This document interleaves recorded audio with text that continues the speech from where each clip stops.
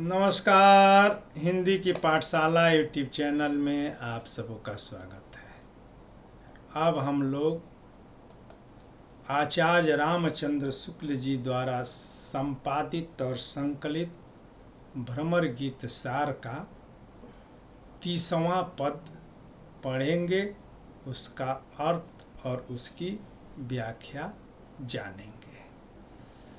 हम ते हरि कबहू न उदास उदो, हरि कबहू न उदास।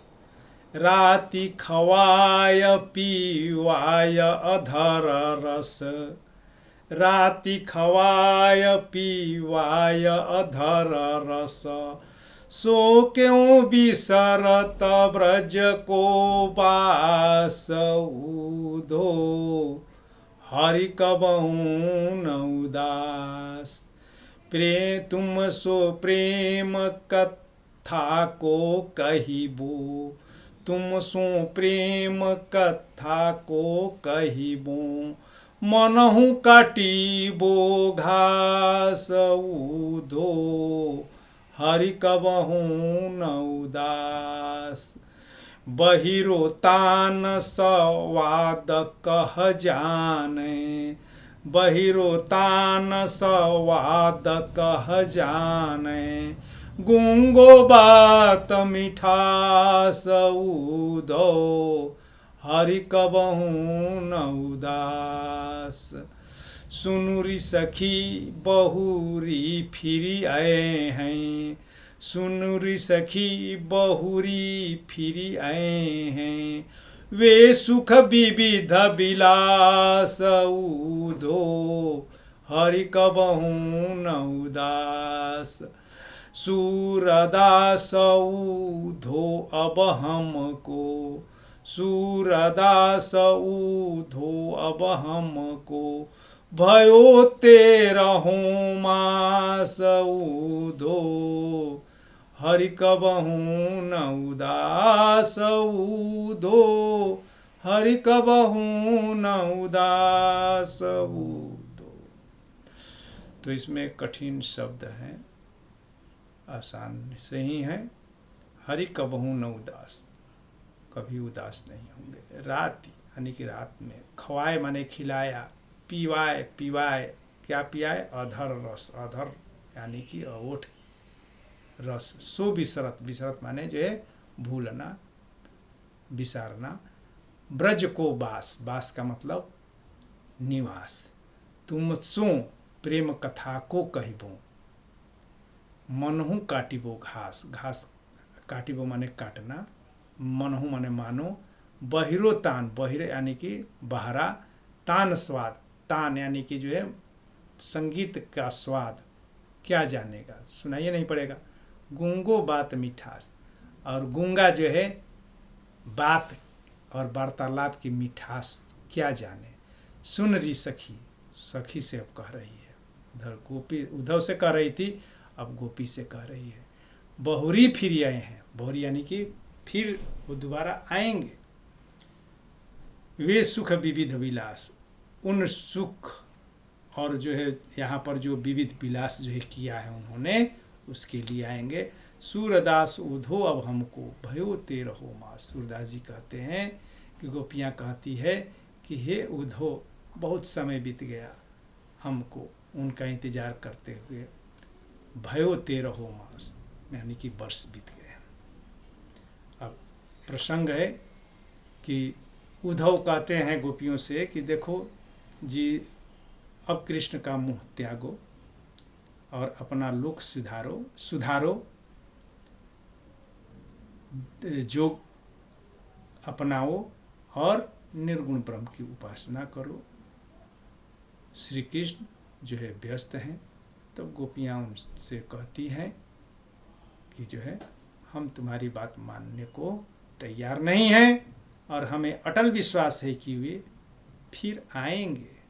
वे जो यहाँ पर विलास किए हैं, जो हम लोगों ने उन्हें जो है प्रेम पूर्वक जो है खिलाया है, अपने अधर के रस का जो पान कराया है, उसको वे विसार नहीं सकते हैं, भूल नहीं सकते हैं, वे फिर आएंगे। अब इसकी जो है व्याख्या, तो गोपियों को अपने श्री कृष्ण के प्रेम के प्रति अटल विश्वास है।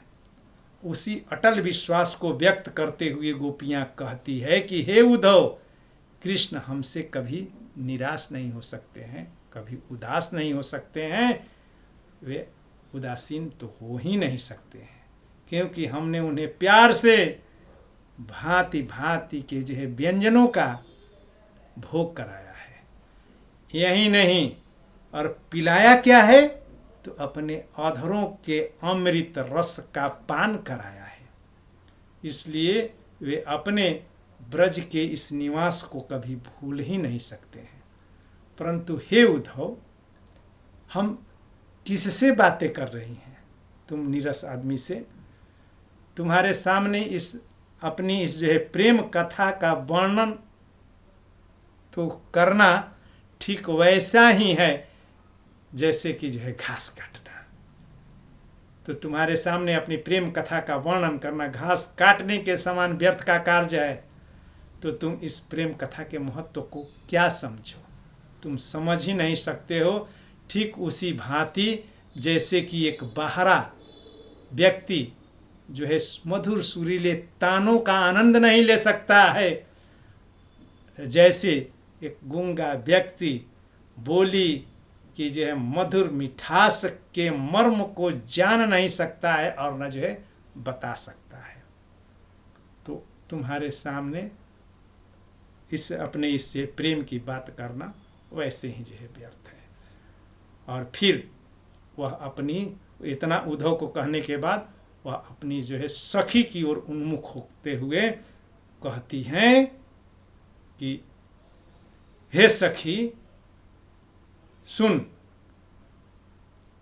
जो श्री कृष्ण ने आनंद विलास के वे दिन यहाँ बिताए हैं उसे वे भूल नहीं सकते हैं।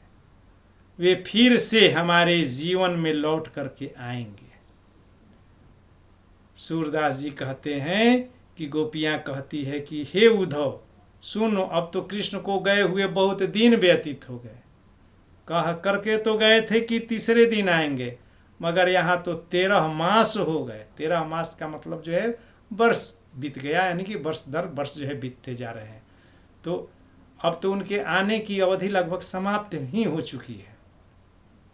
अब वह शीघ्र ही आने वाले हैं, यानी कि उनका जो वियोग, यानी कि जो है यहाँ से जो गए हैं कि 3 दिन के बाद तीसरे दिन आते हैं। अब 13 मास हो गए, वर्ष बीत गए, इसलिए अब वे आएंगे और शीघ्र ही आएंगे। अब इसमें विशेष देखें तो इसमें मनो काटिबोघास में उत्प्रेक्षा अलंकार है। बताया हूँ कि अगर मानो हो तो उसमें उत्प्रेक्षा अलंकार होता है।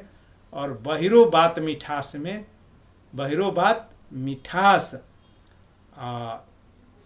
गुंगो बात मिठास और बहिरो तान स्वाद में निर्दर्शना अलंकार है। यहाँ पर मनहु कटिबो घास, भयो गयो 13 भयो 13 मास जैसे ग्रामीण मुहावरा है। और इस मुहावरे के प्रयोग के कारण ठेठ ब्रज भाषा का यहाँ पर माधुर्य मुखरित हो उठा है। तो और यह संगीत तत्वों से जो है भरपूर है।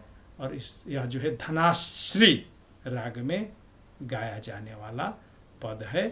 बहुत बहुत